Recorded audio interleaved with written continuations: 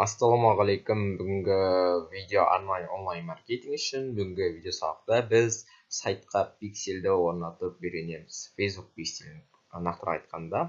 Facebook пикселі туралы интернетте іздеп көрсеңіздер болады. Қандай мүмкіншіліктер береді. Мен бірақ сонда да қысқаша айтып өтейін. Facebook пиксельді сайтқа орнату арқылы біз сайтымызға кірген адамдарды өз базамызға жинай аламыз. Бір базаға жинаймыз да, ол адамдарға қайта өзіміздің жарнамамызды көрсете аламыз. Нақты сол адамдарға, біздің сайтымызға кім кірді, нақты сол адамдарға ғана өзіміздің жарнамамызды көрсетсек болады. Оны көбірек ретаргетинг деп атайды. Бұл жерде тағы бір не бар? Минустерге келмейді.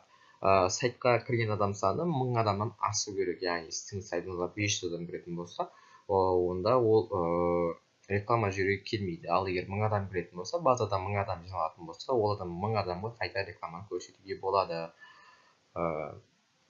Толығырақ интернетте іздеп көрсеңіздер болады. Пиксель туралы әртүрлі көптеген мақалалар бар. Мен қазір бірінші рет пиксельді өз сайтыма орнатып көрейін деп жатырмын. Міне осы сайтқа орнатып көремін.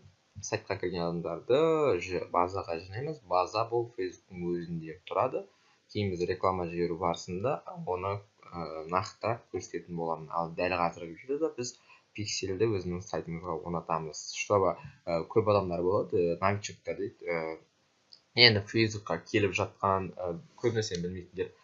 Мен қазір нақты дәл осы видеода тек пиксельді сайтқа орнатуды көрсетемін, қиын болмау үшін. Алдымен бізге Ads Manager'ге кіреміз. Сосын Ads Manager'да сол жақта осындай 3 сызық бар, соны басамыз. Басқаннан кейін бізде пиксели деген бөлімге өтеміз. Міне, менде сол жақ бұрышта Нұреке медиа деп тұр, көріп тұрсаңыздар, бұл менің бизнес страницам болып саналады, яғни рекламный аккаунтым.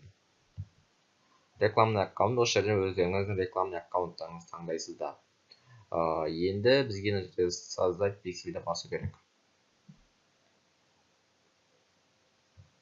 Мына жерге өзіміздің сайтымызды қоямыз. Көшіріп аламыз. Осында қоямыз. Мына жерге жазып қойсақ болады, қай сайттың пикселі екенін.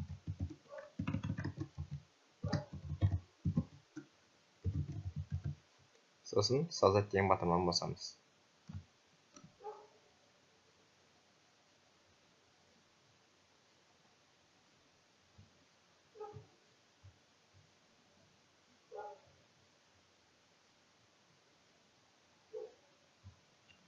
Енді бізге кодты орнату керек.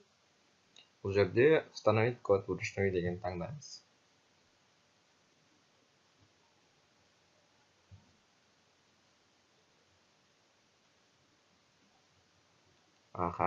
Енді мына кодты көшіріп аламыз. Көшірілді. Үстінен бір рет бастап көшіріледі.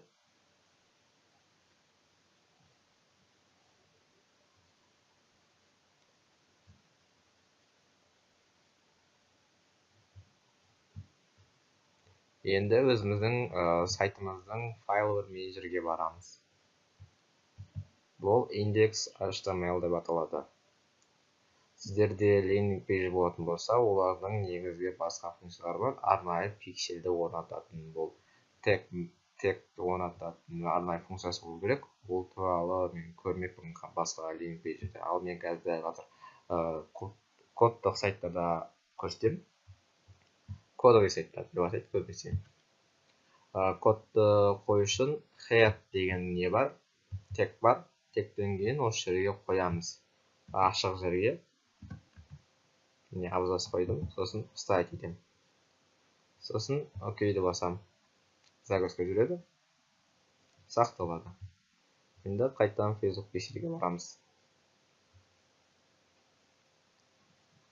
Енді мына жерге сайттың адресін қойып көрейік.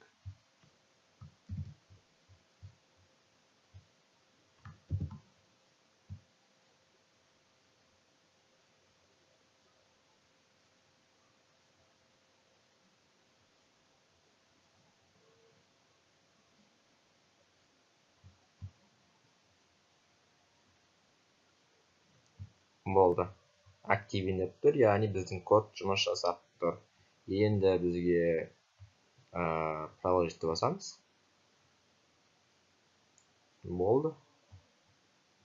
Біздің пиксель сайтқа орнатылды.